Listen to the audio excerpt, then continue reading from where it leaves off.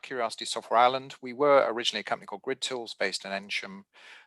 We got sold and we've now reformed, and magically, due to the wonders of Brexit, we're now based in Ireland, although I'm currently sitting in Osneymead at the moment. So just to give you a bit of a background, we've been kind of in the test data space for way, way too long. In our current incarnation, Curiosity Software, we've picked up, companies like the Bank of England, American Express, Atlassian, etc., where we're helping them with their kind of test data and also their general testing strategies, specifically in the area of DevOps and CI/CD, etc. So let's just carry on a bit. So test data is make or break for DevOps. So why not make it? So I guess a lot of people kind of rely on production data just to a ridiculous degree. I would have thought after about sort of 20 years of legislation where people are using production data and giving it to developers and testers, it would seem kind of wrong. With GDPR, that actually kind of stopped a lot of that happening, but I would still say that probably about 80–90% of companies are using some kind of production data in their development environments, which is not good for us, the consumer, and also it's not actually very good for testing anyway, because you should be looking as a tester for the new types of data and for the outliers, and not relying on production data as your kind of source of truth. So the problem statement: test data kind of breaks DevOps. You mentioned the word testing in your introduction, and for CI/CD you need automated testing, and most automated testing is actually very fragile. And the reason it's fragile is that it's been built either by recording or scripting based on a certain set of data at a certain time, and then of course you get a new set of data as development evolves, and suddenly your automation actually breaks, or you actually cannibalize each other's data, or one script destroys some data, etc. So the solution, and we've sort of christened it sort of test data automation, is to kind of automate the process of finding data. So if you have some data, find it. If you don't find it, make it. And then the other concept then is to allocate it, so that each particular test case would have specific account numbers or specific HR IDs or something like that, so that you don't actually cannibalize each other. We did some work with Nationwide Building Society, and they had 1,000 automated scripts, and month 1 they worked fine, month 2 about 10% failed, month 3 about 70% failed. And the main reason was they introduced one new test case, and what that did was it sent the manager on holiday, and then that manager was used in all the other scripts, and if they were on holiday they couldn't authorize everyone else's holidays. So kind of a classic gotcha with test data. So if I've got time, I'll try and show you a few little examples, and I'll try and focus on the concept of a data journey. We've kind of moved on from the sort of database with the front end. Now most test data is actually in the forms of messages, which kind of transient data, which then will invoke, whether it's from an app up into an API layer, or it's a message flowing along a backbone in the healthcare system or the bank or something like that. And then you may well be kind of familiar with kind of test-driven development and behavior-driven development. And we've sort of moved to this idea of kind of data-driven development or data-driven testing. So slow, manual and siloed test data provisioned is the antithesis of automation in testing. It is therefore the opposite of DevOps. So if you look at the problem with test data is that people don't really pull it out as a specific problem. They just consider it part of development or testing. But if you actually ask people, if you look at, say, a traditional tester and you say, what did you spend your time doing? Let's just do a good old-fashioned time and materials on it. And let's see what you did. Oh, I spent 15% of the time designing the test cases. I spent 22% doing manual. I spent 17% creating some automated Gherkin scripts. What do you do the rest of the time? Oh, I spent it trying to organize the test data, trying to get it in the right shape. Or I found some bugs, and those bugs actually weren't proper bugs. They were just because I was using the wrong type of test data. And if you look at the actual percentage of time that people spend, and 44% is not unreasonable. It kind of depends on how you set up your development and your development practices. But for a sort of traditional larger type of organization, 44% is not an unusual type of percentage of time that people are actually spent hunting or finding, or probably a bigger one is a bug that isn't a bug. It's actually just something to do with the test data that has, has given an unexpected assertion, I guess. So to automate quality gates within CI/CD pipeline, you need to have complete sets of data. It can execute every test, both positive and negative. Most people's tests are very positive. If you kind of do the mathematics, you should probably be looking about 80–90% negative testing, whereas actually it's probably 95% positive testing with very little negative testing. Being able to create, the other thing, the word is the word complete. I've heard people say, I say to them, how's your coverage? And they say, brilliant. I say, what does that mean? Well, we have 100 test cases and we ran them all and they all worked. We've got 100% coverage. So I say, well, okay, what about code coverage? And they say, oh, right, we've got 27% code coverage. Okay, what about functional coverage or requirements coverage? And they have no concept. So the concept of complete is actually quite a large area, which I won't talk about, but if anyone wants to discuss it with me, it's a lot to do with kind of observability and some of the mathematics used to do with cause and effect modeling. Up to date, a lot of systems are very time dependent, and you really need kind of data that is actually sort of in the right timestamp. If you're copying production data, by the time you've copied it over, it can well be out of date, and a lot of you then spend a lot of time hacking it. Compliant contains no personally identifiable or commercially sensitive data. The commercially sensitive data is a big one. People copy production data, they change the names of the people, but any developer worth their salt will do select star from employees, order by descending salary. So you will find immediately, what's the range of salaries. So commercially sensitive data is something that people forget about when they think about masking. Consistent. Now we live in the world of the API and the message.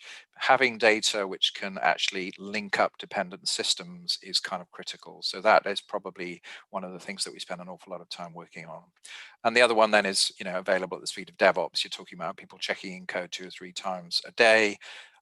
That should really then set off automated tests, but those automated tests are going to need automated test data in the Docker container or in your VM to match with the actual test cases to say, yes, those tests passed for the right reasons, and then we're going to push those off into kind of, we'll allow that to be released into production. So, I guess the biggest problem is kind of technical debt, in that you have complex data stored throughout different file types and applications. I'm quite old, and I spend an awful lot of time on the mainframe, and guess what? The mainframe is still around. Databases could be DB2, could be SQL Server, Postgres, MySQL, application layers, files, and what you really have is you don't really have the concept of data engineers. It's generally down to the tester or maybe the developer to kind of understand this. And actually trying to go and understand the data you have, slow and complex data setup, combined scripting and hand cramping, poorly understood data models makes it impossible to find data for every dependency, and data is not linked to tests. If you look at how people express requirements, they will actually kind of use words which are actually associated with data, intermingled with processes, and it's good practice to actually kind of break down these kind of processes and data, so that when you're trying to understand the provisioning of data for development or testing or CI/CD, you actually know that this requirement has, even if you're using coloring, red is a data, green is an action on data, blue is a UI interaction, etc. And with a little automatic reusability, complex data lookups are repeated for each request and U8 refreshes. And over here, data requesters, parallel testers require constant access. That could be a developer or a tester, but it's now, could just as well be like a Jenkins engine actually looking to provision some virtual environments. What happens when data reaches test? Data never arrives in time to test sufficiently pre-releases, misaligned, data does not fulfill dependencies, testers consume each other's data, which is quite common. Test fail due to data and useful data is lost after a refresh. Sometimes people copy production data over and they've got a particular very handy customer that they use, and that customer's closed their account, and suddenly you've lost all of that. production data offers poor variety for functional testing. Usually we would say production data. We did run a big test once on a bank, and we found that using production data, we were lucky to get up to north of 20% code coverage with production data. And a lot of that was to do with not really testing kind of complex scenarios or negative testing. And simulating performance data as well is quite hard. So what we've done is come up with this concept of test data automation, which is using the concepts of automation to provision test data. So in other words, we're not tied to a piece of technology. We're basically thinking about what type of techniques, what types of automation, what type of scripting can we use to provision that to provision the data. But then sitting on top of it is a set of methodologies and approaches. And in our case, we've actually created a whole bunch of software as well to help with that. This is a particularly heavy slide. So I'll just probably pick out one or two things. The distinction between test cases and test data has collapsed. You know, most people don't spend their time testing UIs anymore or testing kind of mobile. What they're actually looking at is, you know, a set of data for maybe some business intelligence testing, some data migration. I'm moving data from one system to another. I'm pushing data into a message stack, you know, using Kafka, and it's ending up somewhere else, and I need to make sure that the data has made it. So what is the test case and what is the test data? It's sort of actually the same. So if you understand how the test data hangs together, then you're actually kind of building initially the requirements, but also the test cases as well. And, you know, the idea is that as you change user stories or requirements, or, you know, you change your Gherkin script, basically the test data along with all of the test cases should automatically be produced out of that along with the automation scripts as well. So what we've done is, if you go out into the test data world, I'm not sure how familiar you guys are out there, there's a sort of set of commodities out there, which is kind of masking data or scrambling data. There's subsetting, which is pulling out smaller sets. And then there's provisioning data with kind of virtual databases where you use, you know, you can use, you know, Oracle and SQL Server have perfectly good database virtualization technology and rolling forwards and backwards. Then you start moving into kind of more complex or advanced features, which is a lot to do with synthetic data, cloning data. So you might have an account history, but you only got one of them, which has all the data you want, and you might want 1,000 of them. So cloning data. Comparing data before and afterwards is actually a very useful way of being able to, in effect, validate that your automation has worked. You know, how do you know if a test has worked? If you're using a message or if you're using the UI, what the best way to do it is to actually go under the covers and look in the database and see what did your transaction actually do to the database. Not what you think it did, but what did it actually do. Allocation, which is allocating data to specific tests, coverage measuring, aging, version compatibility, and provisioning virtual endpoints, which is a lot to do. In our world, we think of a virtual endpoint as data. So if you're using things like Parasoft service virtualization, Micro Focus service virtualization, you know, if you have an account number 423 and you want it to be negative, then you need to set up a virtual endpoint, which is a JSON message with 423 negative. So basically, those are the sort of, this is the kind of what we have, and what we tend to do is we tend to create what we call sort of test data utilities or test data widgets out of this little pack of fun and games, and then we start assembling it into on-the-fly data finds and makes. Embed test automation in automated tests. So at the beginning of your automated test, a lot of people will use spreadsheets, and they will sort of spend some time either running various jobs to put data in spreadsheets or entering them by hand. Whereas what you should actually be thinking about is, for this particular test, which is a piece of Selenium script or API script or whatever, it needs to know what is the test data criteria I want for this test, not an account number.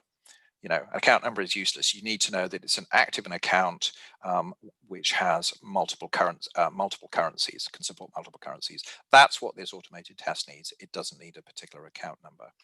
Then what we've done is create self-service portals, and then we've also got into this idea of data flow modeling. Now, data flow modeling allows you to design combinations of data and also to model data journeys. Nowadays, if you think about how data travels across systems, you kind of really need to kind of understand how that data flows. what its dependency on other systems is, and also the data that it's going to create. What is the result of that? What's the actual expected result of that compared to the expected result compared to the actual result? Okay, I am going quite quickly here, by the way, so I will send you the slides. So just to kind of tell you the architecture of what we've done. So here, basically, we've used an RPA tool, and that RPA tool allows us to connect into pretty much any kind of data source. Then these are these data widgets that we sort of talk about, and we've built a whole bunch of them. Chances are you've already got a whole bunch of them already, and basically what we can do there is just incorporate them into our test data catalog. And the idea there is that you actually create a catalog of anything test data-y. The advantage of that is that you're gaining reusability. You will find lots of good practice, but it tends to be spread out amongst teams. You'll usually find one or two people who have some fantastic spreadsheets or Perl scripts or whatever that they use. But what they should do is kind of democratize them and get them out there. So if they make a change, the same change would then proliferate across all of the other tests. Then we have an orchestration engine, and that orchestration engine is sitting there waiting for work. And then what you really have is this idea of automation scripts, or Gherkin, or Test Modeler, which is our modeling tool, which is then making requests for test data, or you could then be into environment management. So I'm a developer, I need a virtual database, but I need 1,000 customers, spread of 1,000 different types of customers and 1,000 different types of accounts. Then into manual. And then we have lots of different methods of invoking it. So that's kind of the architecture and approach that we use. So I'm not sure exactly how long I've got. Feel free to shout if I'm drifting on. What I might do is just sort of crack on a little bit with some demos, just to kind of have a look around, just to kind of show you. So I'm just going to show you, this is a kind of typical type of test data problem that people have. And what we have here is this is a business intelligence system, and there's lots of problems with testing business intelligence systems. Now here we've got some data, we've got some various queries. What we've also got is this ability to hunt for data. Now the actual results that we care about are here, is actually this list. This is just the pretty bit at the bottom. Now if you think about it, this data actually never just comes directly into it. It's actually, it goes through a series of transforms, and the series of transforms are using things like Kafka, and Kafka is a message queue, which then gets transposed using an ETL into the Solr, which is just a search engine, which is you probably use every day when you use look for products, and that is the actual process that we're trying to test. Now, I'll just show you kind of what that looks like. So what we've done is we've actually come through and kind of modeled out. So for the data that we're creating, we need to go and look in the back-end systems. Now what we have here is this is in effect the reference data. So I need to go and look for particular suppliers, then I need to see if they have stock availability, then I need to see if they have associated sales, because that is what I'm actually going to attach my message to. Now these little blue things here come from our test data catalog. And if we look at our test data catalog, all we've really done is we've taken all of the test data activities that we have gathered up across the organization.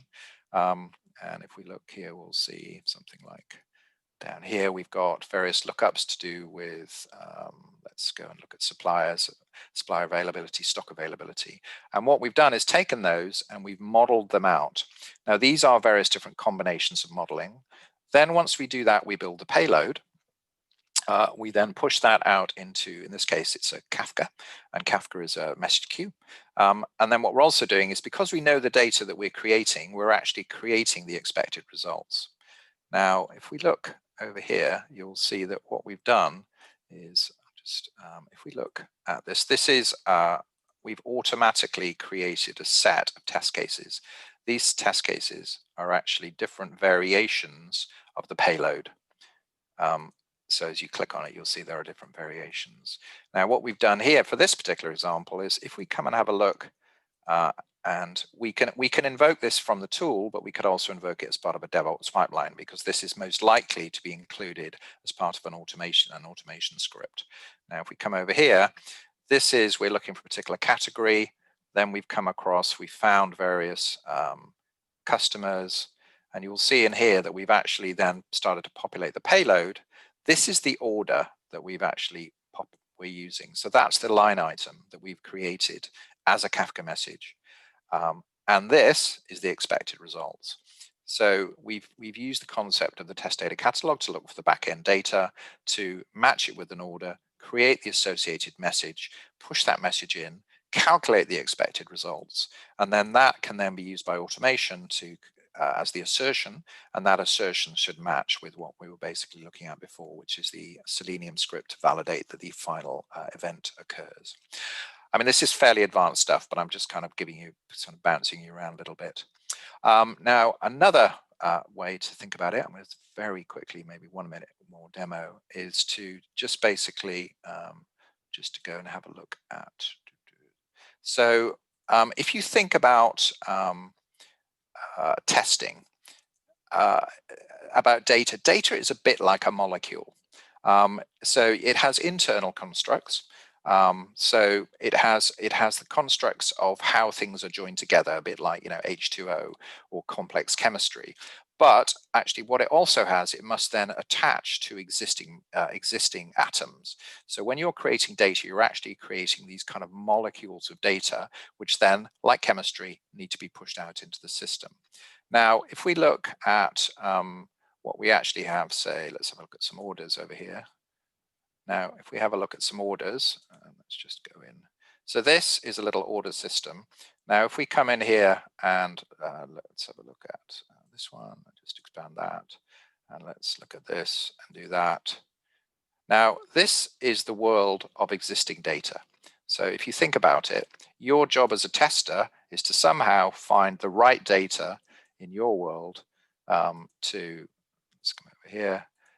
That is the world of data that you have to think about. Now, it's a myriad of complex molecules that you need to kind of find the right data in. So let me just move that out of the way. Now, if you think about the concept of synthetic data, so if we go over, what I'll just quickly do is show you some synthetic data we've created. Now, the synthetic data, if we just run this one, I'm not sure if you guys are familiar with graph databases, but they're very good for visualization. Now, let me move that out of the way. Now, if we look in this example, if we say I've created a single order, and you can see we've got a single order like so, and let's look at the order itself, you can see we've actually created this very discrete, fairly basic molecule. Now, you might say, well, let's go and look at something like a multi-order. And here what we've done is we've come in and we said, well, let's have a look at this and make it a bit more interesting and see what we've got. And we've got our various orders. And if we open up our orders, you'll see that we're basically creating a slightly different taste. So you can see we've basically created something that looks slightly different. Now, if you think about this one here. Now, this one is a much more sophisticated molecule. And this is the type of thing when you get into business intelligence or graph testing where you're looking for clustering. And clustering is a very common type of activity when you're trying to do predictive analytics. And actually, you know, I think actually most statisticians kind of love this stuff. So what we've done here is we've actually created multiple employees selling to multiple customers. Okay, now that, if you think about these different molecules, is a way of using synthetic or made data. Now, each one of these has a different set of characteristics, but because we've used synthetic data generation, we've been able to create it as a distinct set of data, as opposed to what we were looking at before, which is the wonderful world of this one here, which is trying to find all the data inside it, like so. Okay. I think that's probably enough, troops, given we've got a 25-minute window here. So, I mean, that was a bit rapid, but hopefully it sort of gave you an idea of some of the types of things we get up to as a company.